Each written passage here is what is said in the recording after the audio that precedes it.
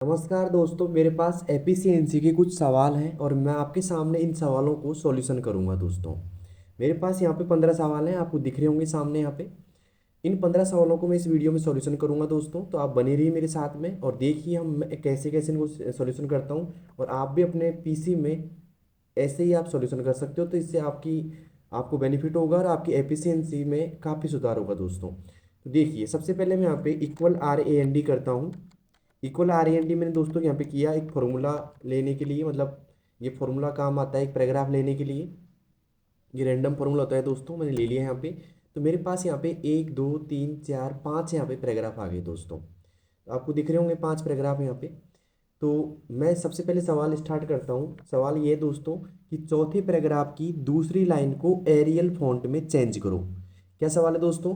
दूसरे सॉरी चौथे पैराग्राफ की दूसरी लाइन को एरियल फॉन्ट में चेंज करो, यानी कि एरियल फॉन्ट करनी है आपको चौथे पैराग्राफ की दूसरी लाइन को। तो यहाँ पे पैराग्राफ चौथा कौन सा है? पहला, दूसरा, तीसरा और चौथा। चौथे पैराग्राफ की दूसरी लाइन दोस्तों ये है। मैंने सेलेक्ट कर ली यहाँ पे दूसरी लाइन, यहाँ पे देख सकते हो आप। और सेलेक्ट करने के बाद यहाँ पे एरियल फॉन्ट कैसे करेंगे दोस्तों? यहाँ पे जाएंगे, या तो आपको यहाँ पे दिख जाएगा, दिखता नहीं है तो यहाँ पे आप टाइप भी कर सकते हो ARIAL। एरियल यहाँ पे लिखना है दोस्तों आपको, और यहाँ से एरियल ले लेना है। तो यहाँ पे देखिए दोस्तों, ये दूसरी लाइन क्या हो गई? एरियल फॉन्ट में हो चुकी है। आप भी अपने पीसी में ऐसा ही फॉन्ट लगाइए, और फॉन्ट क्या है यहाँ पे, एक पैराग्राफ ले लीजिए और मेरे साथ साथ आप ऐसे ही प्रैक्टिस करते जाइए दोस्तों। तो अब चलते हैं दूसरे सवाल की ओर। दूसरा सवाल है दोस्तों, दूसरा सवाल क्या है? दूसरा सवाल है अंतिम पैराग्राफ के नीचे पायल, अनामिका, योगिता अलग अलग लाइन में लिख करके असेंडिंग ऑर्डर में कीजिए। मतलब आपको 3 नाम लिखने हैं अंतिम पैराग्राफ के नीचे। तो अंतिम पैराग्राफ अपना ये रहा। मैं नीचे गया यहाँ पे और मैंने यहाँ पे 3 नाम लिखे। पहले लिखा मैंने पायल, PAYAL, पायल। फिर एंटर दबाया मैंने यहाँ से। फिर लिखा मैंने अनामिका, ANAMIKA, अनामिका। और फिर मैंने लिख दिया दोस्तों यहाँ पे योगिता, YOGITA। अब साथ में सवाल बोल रहा है कि नाम तो आपको लिखने हैं लेकिन इनको असेंडिंग ऑर्डर में करना है दोस्तों। तो असेंडिंग ऑर्डर में कैसे करेंगे? मैं इनको करूँगा यहाँ से सेलेक्ट, और सेलेक्ट करने के बाद में यहाँ पे एक ऑप्शन आता है सॉर्ट का, दिख रहा होगा आपको A to Z का ये ऑप्शन। यहाँ पे क्लिक करेंगे और यहाँ से असेंडिंग करूँगा मैं, और यहाँ से मैं ओके कर देता हूँ दोस्तों। तो ये हो गए असेंडिंग ऑर्डर में, जैसे A, P और Y A to Z में हो गए दोस्तों। और हिंदी में बात करें तो बढ़ते हुए क्रम में हो गए। तो ये सवाल हो गया सही, और अंतिम पैराग्राफ के नीचे मैंने किया था। अब चलते हैं दोस्तों अगले सवाल की ओर। अगला सवाल है दोस्तों, पहले पैराग्राफ पहले से तीसरे पैराग्राफ पर अपर केस कीजिए। मतलब पहले से लेकर के तीसरे पैराग्राफ पर, मैं बोलूँ पहले से तीसरे पैराग्राफ पर अपर केस नंबरिंग करनी दोस्तों। तो पहले से तीसरा कौन हो गया? पहला ये हो गया दोस्तों, दूसरा ये हो गया और तीसरा ये हो गया। और इसमें अपर केस नंबरिंग करनी है दोस्तों। तो अपर केस नंबरिंग कहाँ से होगी? ये होता है दोस्तों नंबरिंग का ऑप्शन, आपको दिख रहा होगा सामने, ये नंबरिंग का ऑप्शन है। और यहाँ पे क्लिक करते हुए दोस्तों अपर केस नंबरिंग कहाँ से आएगी? ये वाली अपर केस नंबरिंग है दोस्तों, जो बड़ी ABCD आपको दिखाई दे रही है। अब अगर मान लो मैं सवाल पूछूँ आपको कि मान लो तीसरे या चौथे पैराग्राफ को आपको अपर केस में करना है दोस्तों, तो अपर केस में कहाँ से करोगे? आप जाओगे यहाँ पे चेंज केस में जा करके, और यहाँ से अपर केस में कर सकते थे। वैसे मैं करवा नहीं रहा, लेकिन मैं आपसे बोल दूँ कि अपर केस में और अपर केस नंबरिंग में आपको दोनों में फर्क पता होना चाहिए कि दोनों में क्या अंतर है। अब चलते हैं चौथे सवाल की ओर। चौथा सवाल है दोस्तों, प्रश्न में योर शब्द को बैंगनी टेक्स्ट कलर में कीजिए। मतलब प्रश्न में जहाँ भी योर शब्द है उसे बैंगनी टेक्स्ट कलर में दीजिए। अब दोस्तों टेक्स्ट कलर मतलब होता है फॉन्ट कलर। तो यहाँ पे योर शब्द कहाँ कहाँ पे है, तो मैं पहले इनको सर्च करूँगा। मैं जाऊँगा फाइंड पे यहाँ पे, फिर मैं जाऊँगा एडवांस फाइंड पे, और यहाँ से आपको फाइंड वाट में लिखना है YOUR, योर। और यहाँ पे जाके दोस्तों आपको जाना है फाइंड इन पे, और यहाँ से करना है मेन डॉक्यूमेंट्स। जैसे आपने मेन डॉक्यूमेंट्स किया तो यहाँ पे जो भी सारे योवर शब्द हैं वो सेलेक्ट हो जाएंगे दोस्तों। और आपको देना है टेक्स्ट कलर बैंगनी। तो उसके लिए क्या करेंगे दोस्तों, यहाँ पे जाएंगे और यहाँ पे देखो अंत में पर्पल कलर को बोलते हैं हिंदी में बैंगनी कलर। तो यहाँ पे क्लिक कर देंगे दोस्तों, तो ये सब क्या हो गए? बैंगनी। मैं हल्का सा जूम करके दिखा रहा हूँ आपको, देखिए आप। ओके, तो आपको समझ में आया होगा दोस्तों यहाँ पे कि कैसे सवालों को करना है, आपको आंसर कैसे देना है। अब चलते हैं यहाँ पे पांचवें सवाल की ओर। पांचवा सवाल है दोस्तों, 3 कॉलम का हेडर लगाते हुए। क्या दोस्तों? 3 कॉलम का हेडर लगाते हुए उसमें भारद्वाज, कंप्यूटर सेंटर टाइप करो। क्या करना है दोस्तों, पहले यहाँ पे थ्री कॉलम हेडर लगाना है आपको। तो हेडर कैसे लगाएंगे दोस्तों, हेडर के लिए क्या करेंगे, सबसे पहले जाएंगे इंसर्ट में, हम जाएंगे यहाँ से हेडर में। हेडर आपको दिख रहा होगा, मैं यहाँ पे क्लिक कर देता हूँ और क्लिक करने के बाद में यहाँ पे आ रहा है देखो 3 कॉलम हेडर, इस पे यहाँ पे क्लिक कर देना। तो यहाँ पे 3 कॉलम नजर आएंगे, पहला, फिर दूसरा और फिर तीसरा। तो मैं यहाँ पे पहले में लिखूंगा भारद्वाज, तो मैंने कर दिया यहाँ पे BHARDWAJ भारद्वाज। इसके बाद में मैं यहाँ पे कर रहा हूँ दोस्तों कंप्यूटर, COMPUTER कंप्यूटर कर दिया मैंने यहाँ पे। और यहाँ पे करूँगा दोस्तों मैं सेंटर, CENTER। तो आपको समझ में आया होगा यहाँ पे कि भारद्वाज कंप्यूटर सेंटर आपको लगाना है। यहाँ पे हेडर में 3 कॉलम आपने इंसर्ट किए थे यहाँ पे। तो कैसी लग रही है दोस्तों क्लास, अच्छी लग रही है तो आप लाइक शेयर और सब्सक्राइब करो और लोगों तक पहुँचाओ दोस्तों कि जो भी LDC में पास हुए बंदे हैं उनको एफिशिएंसी करने में कोई दिक्कत ना हो।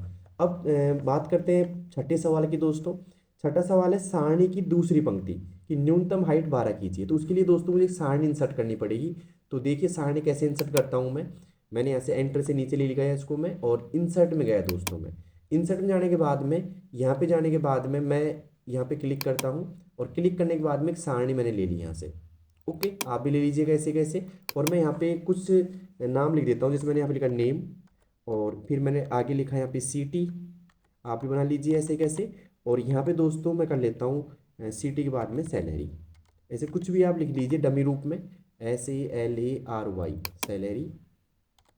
इसके बाद में मैंने यहाँ पे नाम लिखा, एक कर दिया मैंने तानिया, फिर मैंने यहाँ पे लिखा सिटी दौसा में, दौसा DAUSA दौसा। दौसा के बाद में कर देते हैं सैलरी इसकी हम 14,500। इसके बाद दोस्तों फिर टैब प्रेस करूँगा मैं, फिर मैंने लिखे यहाँ पे रवीना, मैंने 2 नाम यहाँ पे लिख दिए तानिया और रवीना, और ये भी मान लो दौसा में रहती है। और साथ में मैं कर देता हूँ कि इसको जो सैलरी मिल रही है 15,700 मिल रही है। ओके, अब देखिए मैंने सारणी बना ली, आप भी बना लीजिए। अब मैं वापस सवाल पढ़ रहा हूँ कि सारणी की दूसरी पंक्ति की न्यूनतम हाइट 12 कीजिए। अब देखिए दोस्तों दूसरी पंक्ति कौन सी है सारणी की, ये वाली है। आपने अगर मेरे से टेबल पढ़ी हो तो आपको पता होगा कि दूसरी रो कौन सी होती है, पहली रो कौन सी होती है। तो मैंने दूसरी रो को यहाँ पे सेलेक्ट कर दिया। अब कई लोग क्या करेंगे, लेआउट में जाएंगे यहाँ से कर देंगे सवाल को इस जगह से, क्योंकि यहाँ भी रो हाइट बढ़ाने का काम हो रहा है। लेकिन इसमें क्या आ रहा है सवाल में दोस्तों कि न्यूनतम हाइट बोल रहा है ये। अगर सवाल आ जाए कम से कम हाइट बढ़ानी है या न्यूनतम करनी है या एट लिस्ट करनी है, बात एक ही है दोस्तों। तो ये कहाँ से करेंगे, इसके लिए जाएंगे सेल साइज में, आपको दिखा रहे हैं यहाँ पे सेल साइज या जाओ आप प्रॉपर्टीज, दोनों में से एक यहाँ पे चुन लो। मैं सेल साइज चुन लेता हूँ और इसके बाद में दोस्तों रो की बात करेंगे। रो आ गई यहाँ पे स्पेसिफाई पे टिक करेंगे। वापस देखो मैं वापस से बता रहा हूँ दोस्तों, सबसे पहले सेल साइज में जाएंगे, यहाँ पे पहुँच गए। इसके बाद में यहाँ पे रो पे क्लिक करना है आपको। इसके बाद में स्पेसिफाई हाइट पे जाएंगे, हम क्लिक कर देंगे यहाँ पे। तो हाइट पे क्लिक करते ही देखो, हाइट पे क्लिक नहीं करो तो ऐसा कुछ दिखाई देगा आपको, लेकिन यहाँ पे क्लिक करते ही ये दोनों ऑप्शन यहाँ पे ओपन हो जाएंगे। अब यहाँ पे दोस्तों 2 चीज़ आ रही है, एक तो आ रहा है एटलीस्ट, एक आ रहा है एग्जैक्टली। तो यहाँ पे अगर न्यूनतम की बात करें तो यहाँ पे एटलीस्ट आपको करना है, और यहाँ पे एटलीस्ट करने के बाद में इस बॉक्स के अंदर अगर 12 PT की बात कर रहा है तो मैं यहाँ से 12 भर देता हूँ ऐसे कैसे। और 12 भरने के बाद में यहाँ से मैं ओके कर देता हूँ दोस्तों। तो यहाँ पे ये जो अपनी टेबल थी उसकी देखो यहाँ पे हाइट 12 हो गई दोस्तों। समझ में आया कि नहीं आया, ये कुछ 12 मैंने ज़्यादा ही कर दी। अगर मुझे यहाँ पे 1.2 करनी है, एक बार वापस देखो, अगर मैं 12 की जगह यहाँ पे 1.2 कर देता हूँ, क्योंकि 12 सेंटीमीटर बहुत बड़ी हो जाती है दोस्तों, तो यहाँ पे मैं 1.2 कर देता हूँ इसको। तो मैं वापस से सेल साइज में गया और मैंने स्पेसिफाई पे क्लिक किया, अगर रो में है तो अपन, और यहाँ से मैंने एट लिस्ट कर रखा है दोस्तों, और यहाँ से मैं कर देता हूँ 1.2, या फिर मैं कर देता हूँ यहाँ पे 2.5, आप कुछ भी कर दीजिएगा, मैं आपको सिर्फ समझाने के लिए कर रहा हूँ उस चीज़ को। और मैंने ओके कर दिया दोस्तों। तो यहाँ पे 2.5 क्या हो गई दोस्तों, ये जो सेल साइज है वो यहाँ पे बढ़ जाएगी, मतलब हाइट बढ़ जाएगी इसकी। ओके, तो यहाँ पे आप सवाल में 12 की जगह 1.2 कर लीजिएगा, 12 में बहुत ज़्यादा बड़ी हो जाएगी वरना। अब चलते हैं आगे। पृष्ठ में जो शब्द बोल्ड हो रहे हैं दोस्तों, क्या हो रहे हैं, पृष्ठ में जो शब्द बोल्ड हो रहे हैं उन्हें डार्क कीजिए। इसका मतलब ये है कि पृष्ठ में पहले से कुछ शब्द बोल्ड आपको दिखेंगे। मैं पहले बोल्ड कर देता हूँ, जैसे मान लो मैंने हेडर को बोल्ड कर दिया, यहाँ पे आपका मन करे उस शब्द को आप बोल्ड कर दो। मैंने यहाँ पे डॉक्यूमेंट को पहले ही बोल्ड कर दिया। इसके बाद मैंने यहाँ पे स्लाइड बार या साइड बार जो भी है इसको मैंने पहले ही बोल्ड कर दिया, और यहाँ पे जाके मैंने बेस्ट को भी यहाँ पे पहले ही बोल्ड कर दिया। दोस्तों मैंने यहाँ पे कुछ शब्दों को बोल्ड कर दिया, जैसे प्रोफेशनली बोल्ड कर देता हूँ मैं यहाँ से। तो मैंने कुछ शब्दों को यहाँ पे बोल्ड कर रखा है, जैसे हेडर हो गया, डॉक्यूमेंट हो गया, स्लाइड बार हो गया और प्रोफेशनली हो गया।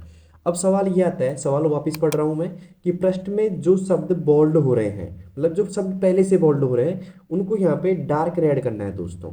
अब मुझे यहाँ पे सभी को सर्च कैसे करना है, अगर मैं ऐसे सर्च करूँगा थोड़ा टाइम लगेगा मुझे, तो मैं क्या करूँगा, सबसे पहले जाऊँगा फाइंड में, और यहाँ से जाऊँगा दोस्तों मैं एडवांस फाइंड में।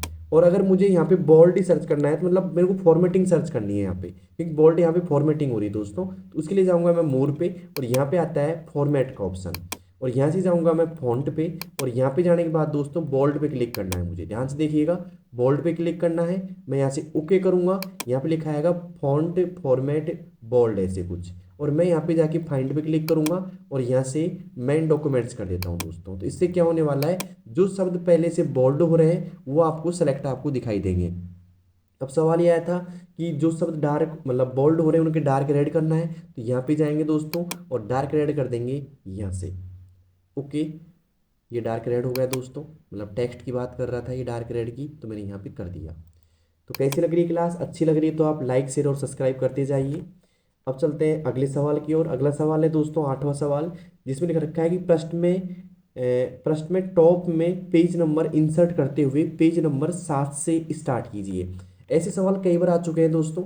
सवाल यह है कि प्रश्न में टॉप से पेज नंबर इंसर्ट कीजिए और पेज नंबर को 7 से यहाँ पे स्टार्ट करना है। तो मैं क्या करूँगा दोस्तों, इंसर्ट में जाऊँगा और यहाँ पे पेज नंबर का ऑप्शन आ रहा है, यहाँ से मैं पेज टॉप में पेज नंबर दे देता हूँ। पहले तो मैंने ये दे दिया, आ गया पेज नंबर यहाँ पे, और पेज नंबर आ गया। इसके बाद में इसको 7 से स्टार्ट कैसे करेंगे, यहाँ पे दिखाई दे रहा है पेज नंबर, यहाँ से जाएंगे दोस्तों फॉर्मेट पेज नंबर पर, ध्यान से देखिएगा, यहाँ से जाएंगे पेज नंबर पर और यहाँ से जाएंगे फॉर्मेट पेज नंबर पर, और यहाँ पे दोस्तों स्टार्ट 8 में जाएंगे और यहाँ से भर देंगे 7।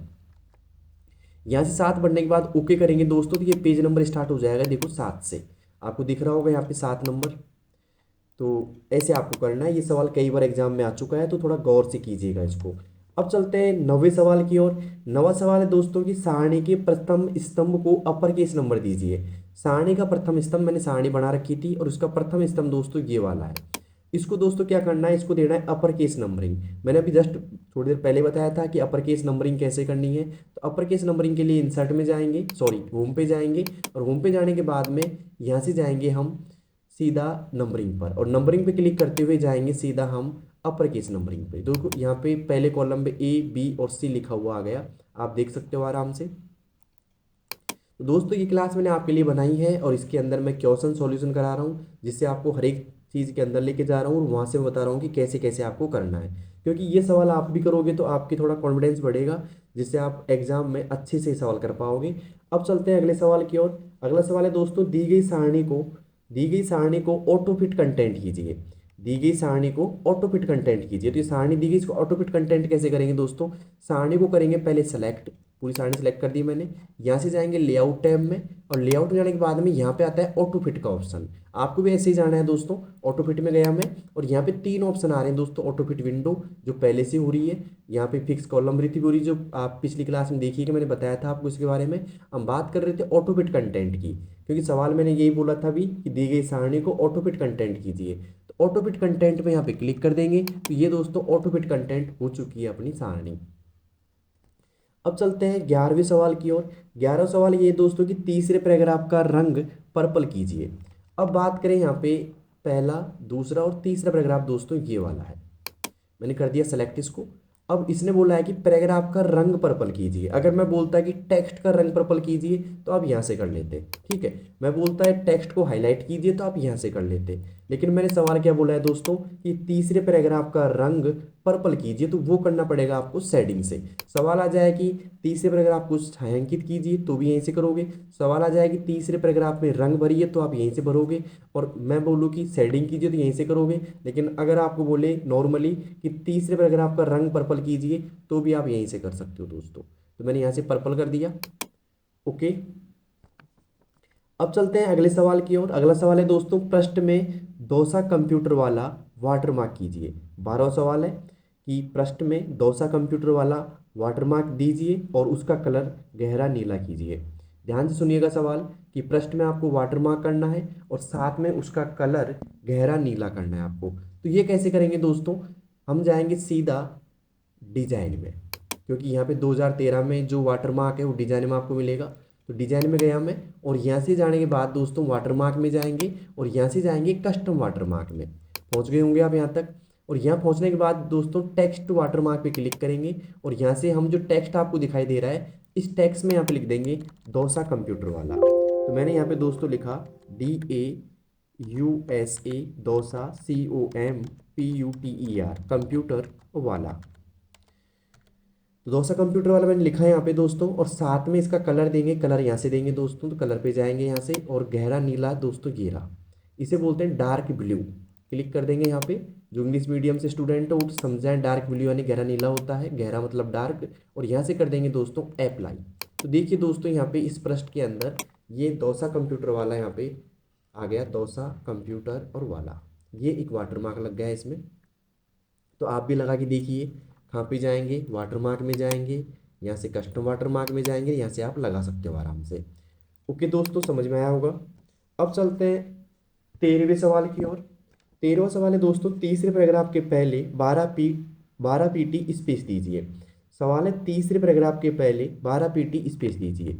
दोस्तों मैंने बताया होगा आपको कि ये जैसे मानो तीसरा पैराग्राफ यही है, ओके, जिसको मैंने कलर दे रखा है। तो इस पैराग्राफ के ऊपर की जो जगह है उसे बोलेंगे पहले, और जो बाद की जगह है इसे बोलेंगे बाद में। तो इससे पहले को बोलेंगे बिफोर स्पेस, बाद को बोलेंगे आफ्टर स्पेस। आपने नाम सुना होगा बिफोर स्पेस और आफ्टर स्पेस जो पैराग्राफ में लगता है। तो ये बोल रहा है कि तीसरे पैराग्राफ के पहले 12 पीटी स्पेस दीजिए। तो बात कर रहा है कि तीसरे पैराग्राफ के पहले आपको स्पेसिंग देनी है बिफोर स्पेसिंग, पहले को बोलते हैं बिफोर।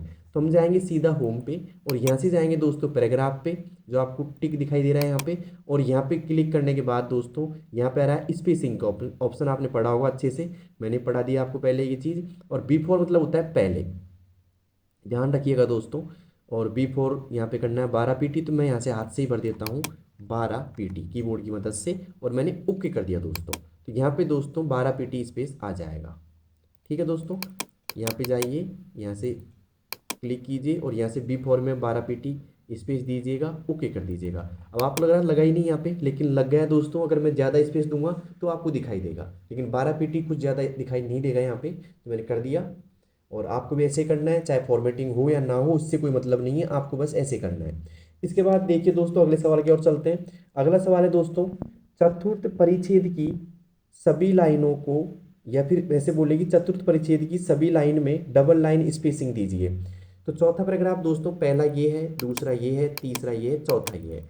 इस पैराग्राफ की सभी लाइनों के बीच में डबल लाइन स्पेस आपको देना है। तो उसके लिए जाएंगे दोस्तों यहाँ पे इस जगह पे, मतलब पैराग्राफ के डायलॉग बॉक्स में, और यहाँ से आ रहा है मल्टीपल लाइन स्पेसिंग, यहाँ पे क्लिक करेंगे, यहाँ पे दोस्तों दिखा रहा है डबल, मैंने डबल पे क्लिक कर दिया, और यहाँ से मैं ओके कर देता हूँ। तो देखिए दोस्तों यहाँ पे कुछ चेंज हुआ है हल्का सा, आप देख सकते हो सभी लाइनों के बीच में स्पेस आ चुका है।